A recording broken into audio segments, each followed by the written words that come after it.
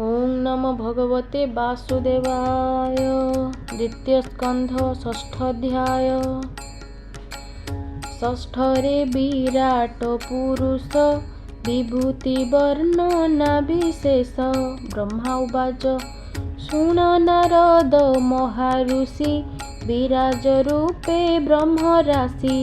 ब्रह्मांड मध्ये प्रवेशिला जे अंगुजे बा प्रकाशिला।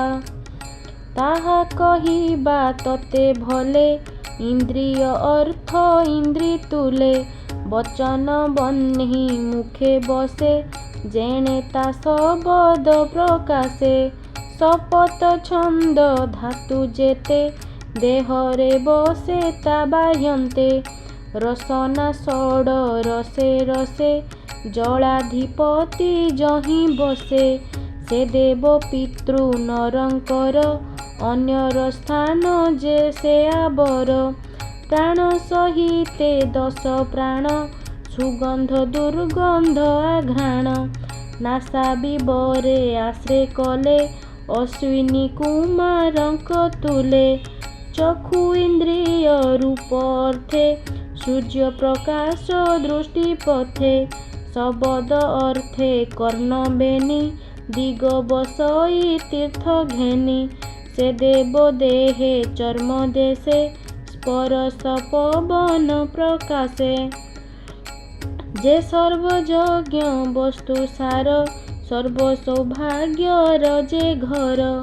चर्म उपरे रोम भेदी से वृक्ष जेणे यज्ञ साधी।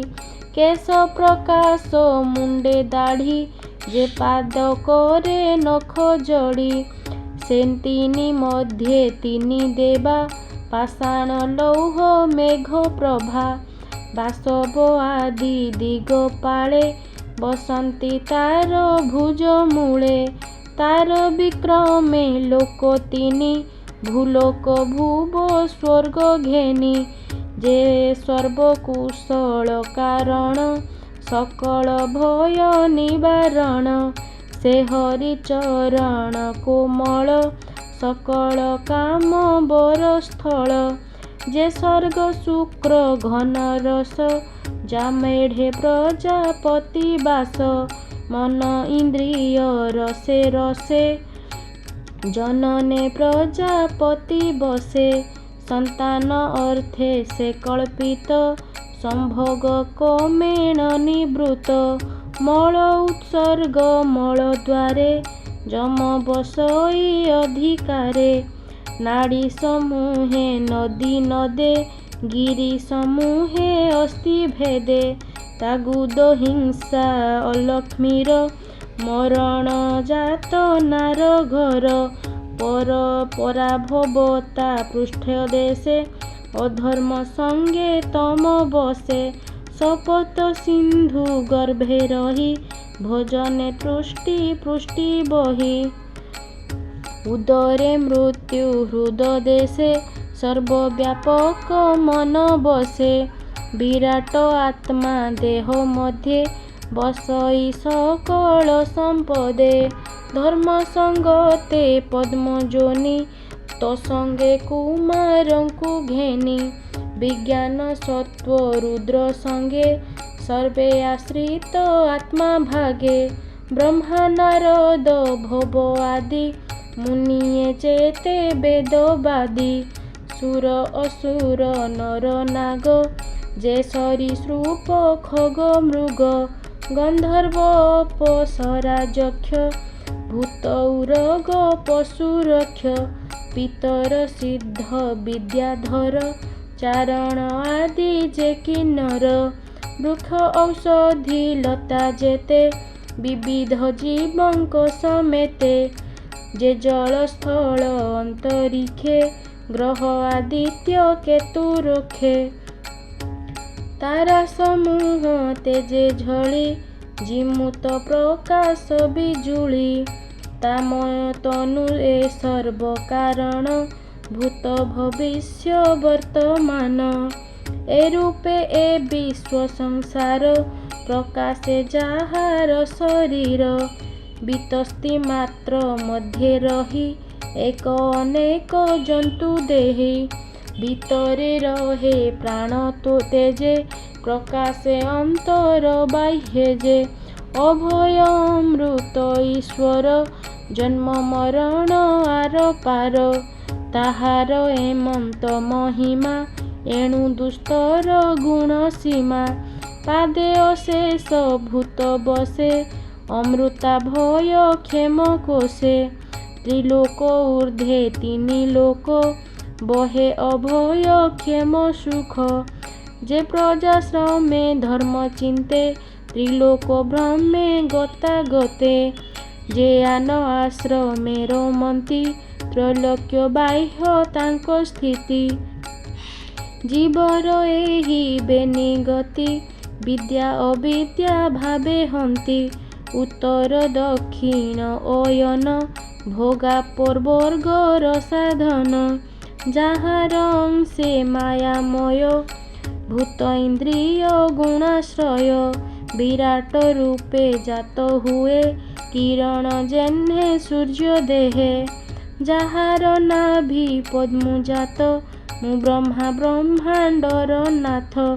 ଯଜ୍ଞ ସମ୍ଭାର ନ ଜାଣଇ, ଯେ ବା ତାହାର ଦେହେ ନାହିଁ। ତାର ଶରୀରେ ଯଜ୍ଞ ବିଧି, ଆଗମ ନିଗମ ପ୍ରସିଦ୍ଧି। ପଶୁ ଇନ୍ଧନ କୁଶ ଆଦି, ଯେମନ୍ତେ ଯେ ଅବା ସମ୍ପାଦି। ଯଜନ ଦେବ ପିତୃତୋଷେ, ଯେ କାଳ ଯେ ବା ପୁଣ୍ୟ ଦେଶେ। ଯେତେ ପାତ୍ରରେ ଯଜ୍ଞ କରି, ମନ୍ତ୍ର ଔଷଧି ଆଦି କରି।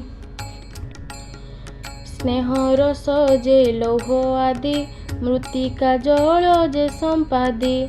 ଋକ୍ ଯଜୁ ଯେ ସାମ ତିନି, ଚତୁରହୋତ୍ର କର୍ମ ଘେନି। ଯେ ନାମ ଧେୟ ଯେ ବା ମନ୍ତ୍ର, ଯେ ବା ଦକ୍ଷିଣା ଯେ ବା ବ୍ରତ। ଦେବତା ଅନୁକ୍ରମ କଳ୍ପ, ଯେ ତନ୍ତ୍ର ଯେ ଅବା ସଂକଳ୍ପ। ଯେ ଗତି ଯଜ୍ଞ ଯେ ବା ମତି, ଯେ ସମର୍ପଣ ପ୍ରାୟଶ୍ଚିତି। ଯଜ୍ଞ ସମ୍ଭାର ତା ଶରୀରେ, ଲଭିଲି ଜନ ଉପକାରେ। ତାର ବିଭୂତି ତାର ଅଙ୍ଗେ, ଯଜ୍ଞ ଆରାଧି ହବିର୍ଭାଗେ। ପୂଜିଲି ପୁରୁଷ ପୁରାଣ, ତେଣୁ ମୁଁ ସଂସାର କାରଣ। ସକଳ ଯଜ୍ଞ ଭାଗେ ଚିନ୍ତି, ମୋ ପଛେ ନବ ପ୍ରଜାପତି। ଯଜ୍ଞ ପୁରୁଷ ସ୍ଥାପି କୁଣ୍ଡେ, ଯେମନ୍ତ ବିଧି କର୍ମ କାଣ୍ଡେ। ପୂଜିଲେ ତାହାର ଚରଣେ, ବିଧି ବିଧାନ ଆଚରଣେ। ଏହି ପ୍ରକାରେ ସର୍ବ ଋଷି, ପିତୃଦେବତା ମନୁ ବସି। ଦାନବ ମାନବ ସହିତେ, ଯଜ୍ଞେ ପୂଜିଲେ ବେଦ ମତେ। ସହରି ଅଙ୍ଗେ ଏ ଜଗତ, ଯଜ୍ଞ ପୂଜନେ ସମାହିତ। ଯେ ସ୍ୱୟଂ ନିର୍ଗୁଣ ଅନନ୍ତ, ମାୟା ଗୃହୀତେ ଗୁଣବନ୍ତ। ତାହାର ଆଜ୍ଞା ଶିରେ ବହି, ମୁଁ ଏ ସଂସାର ସରଜଇ। ପାଳଇ ପ୍ରଭୁ ଚକ୍ରଧର, ଅନ୍ତେ ବିନାଶଇ ଶଙ୍କର। ସୃଷ୍ଟି ପାଳନ ସଂହାରଣ, ଏ ଆଦି ତ୍ରିଗୁଣ କାରଣ। ସେ ମାୟାଧର ନରହରି, ଖେଳଇ ସୃଷ୍ଟି ଲୀଳା କରି। ତୁ ଯାହା ପୁଛିଲୁ ପ୍ରସ୍ତାବେ, ସଂକ୍ଷେପି କହିଲି ମୁଁ ଏବେ। ସତ ଅସତ ରୂପ ଯେତେ, ମାୟା କଳ୍ପିତ ଏ ଜଗତେ। ଏ ସର୍ବରୂପ ନାରାୟଣ, ଅନାଦି ପରମ କାରଣ। ମୋର ବଚନ ହେ ନାରଦ, କେବେ ହେନୁ ହେ ମିଥ୍ୟାବାଦ। ମୋହର ମନେ ସତ୍ୟ ସ୍ଥିତି, କେବେ ହେନ ହେ ମିଥ୍ୟା ଗତି। କେବେ ମୋହର ଇନ୍ଦ୍ରିବର୍ଗେ, ନ ଯାନ୍ତି ଅସତ୍ୟ ଅମାର୍ଗେ। ଯେଣୁ ମୋ ହୃଦେ ନାରାୟଣ, ଉତ୍କଣ୍ଠା ଭାବେ ସୁମରଣ। ତପ ସମାଧି ମୋର ସ୍ଥିତି, ମୁଁ ପ୍ରଜାପତିଙ୍କର ପତି। ଯୋଗେ ନିପୁଣ ସମାହିତ, ଯେଣୁ ମୁଁ ଆତ୍ମତନ୍ତ୍ରେ ଜାତ। ତେବେ ହେ ନ ଜାଣିଲି ତାକୁ, ଆନ କେ ଅଛି ଜାଣିବାକୁ।